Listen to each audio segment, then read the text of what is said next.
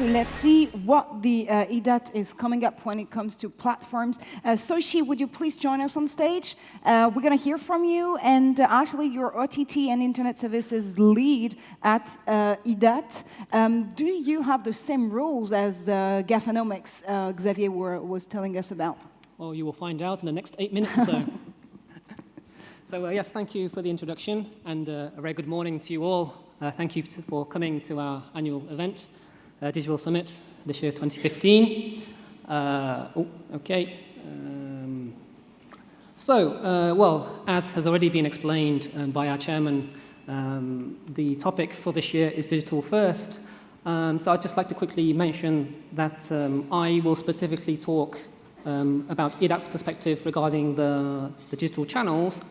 And if you have any questions regarding, for example, regulation, services, infrastructure, and so on, then we also have different sessions for that. So please keep your interests open. But for now, to concentrate on channels. So without further ado, what I thought I'd do today is to take the example of booking a hotel room. By coincidence, we already mentioned booking.com and places like that already. And I thought it would be a nice example simply because I assume that most of us here have at least once tried booking a room through a digital channel. This is the IDATE view. Now, of course, it's quite complicated to explain straight away. So what I'll do is go step by step. So to start with, nice and simple, we have a customer, a consumer, a user, who wants to book a hotel. The easiest being, he goes to that hotel. The digital channel being quite simply, for example, an internet a web interface. However, I would assume most of us here probably use something like booking.com or equivalent, i.e. what we could call a platform which is specific to this hotel booking, and what we can call a vertical specific platform. So we have places like booking.com who aggregate and make it easier for us to choose a good deal hotel. At the same time, it's not just booking.com, we also have platforms of platforms, aggregators of aggregators. I could go on, but I think you get the idea that we have various players all fighting in this specific domain of finding the best hotel for you.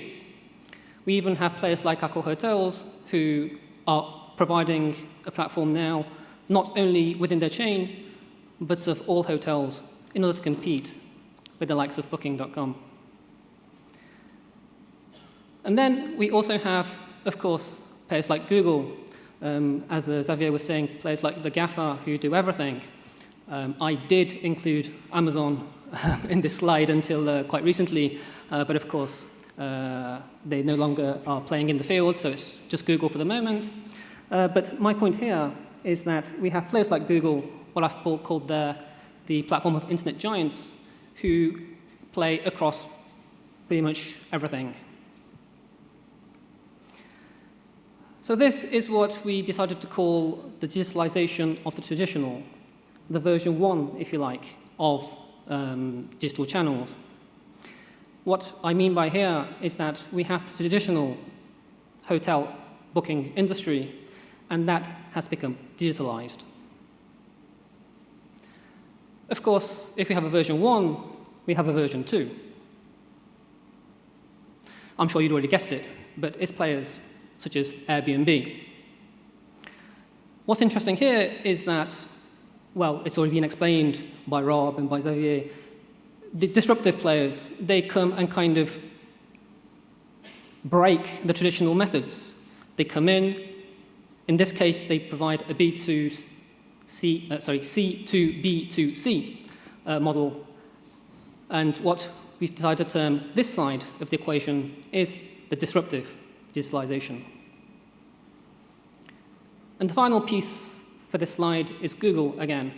Of course, well, as far as I know, maybe I'm wrong, but Google are not yet in this domain of providing sharing economy for hotels like Airbnb. But it wouldn't surprise me, and probably wouldn't surprise most of us here, if they decided to do some kind of business here as well. After all, as we've already said, they have the potential, and they are already diversifying into various different forms, into various domains using the platform strategy. Now, so that was the example of booking a hotel, but on a more larger scale, we can adopt this thinking, the digitalization of the traditional and digital digitalization together with the internet platforms for various other industries. Uber has already been mentioned, and that, I think, is a similar case to Airbnb and the hotel bookings. But taking a step back, I think we can also say a similar thing for example, the telco industry. Again, Rob has already mentioned this briefly, so I won't go into details. Thank God, because I haven't got the time. That we have players like WhatsApp, we have other players who are coming in and are disrupting the traditional circuit-switched services of the telecom. Similar things can be said about Netflix and video and TV viewing.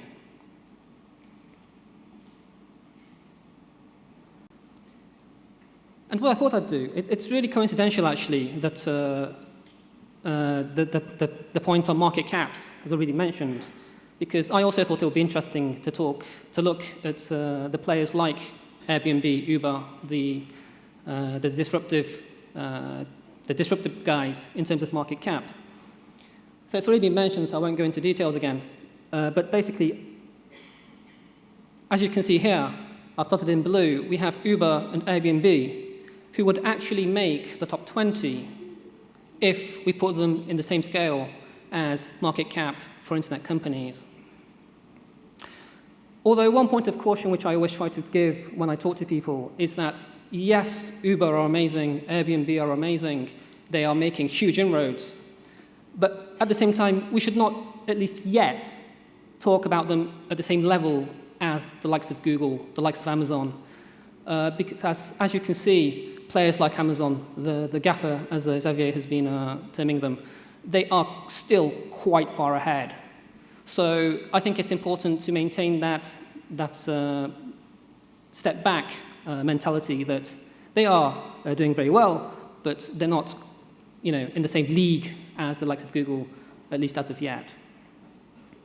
And I'm sure you've already realized, but the other interesting thing we can see from this slide is we have the US flags, and the other flags are the Chinese ones. So we have players like Alibaba, Tencent, who are also making inroads in terms of internet market cap. And of course, the biggest country for this year, for this Digital Summit, is China. So it's very interesting to be able to hear some views from the Chinese players at the summit this year. So that ends my presentation. We have some brilliant speakers to be able to support or perhaps deny what I've said in the past 8 minutes or so. And just to finally, Francois Barrault has already mentioned, but we also do consulting and research projects. So just like Gartner, Nantes Mason, and so on. So if you're at all interested, please do give us a shout. Thank you. Thank you very much, Soichi.